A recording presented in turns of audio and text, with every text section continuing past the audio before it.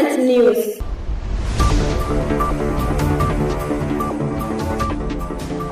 Gwamnan jihar Kano Alhaji Abba Kabir Yusuf ya jagoranci bikin yaye matasa 2,260 da suka kammala koyon sana'o'i daban-daban a cibiyoyin koyon sana'a na jihar. Rahotanni sun bayyana cewa matasan sun samu horo na cibiyoyi 26 da tsohon gwamnan jihar Kano Injiniya Rabi'u Musa Kwankwaso ya kafa domin bunƙasa ƙwarewar matasa.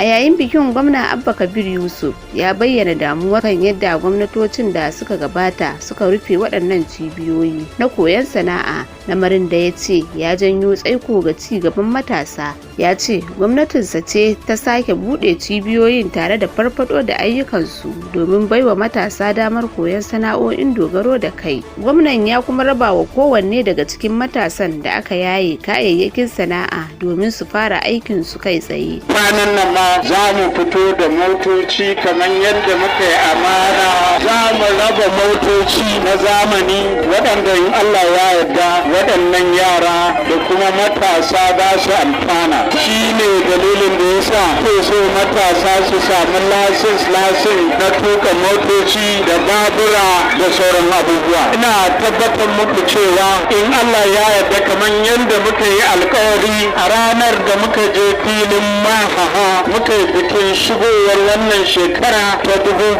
2026, mun ce wannan shekara ta matasa ce. An gudanar da bikin ne a buɗaɗɗen ɗakin taro na fadar gwamnatin Kano, inda gwamnan ya jaddada cewa shirin na daga cikin manufofinsa na rage zaman kashe wando, bunƙasa ƙwarewar matasa da haɓaka tattalin arzikin jihar.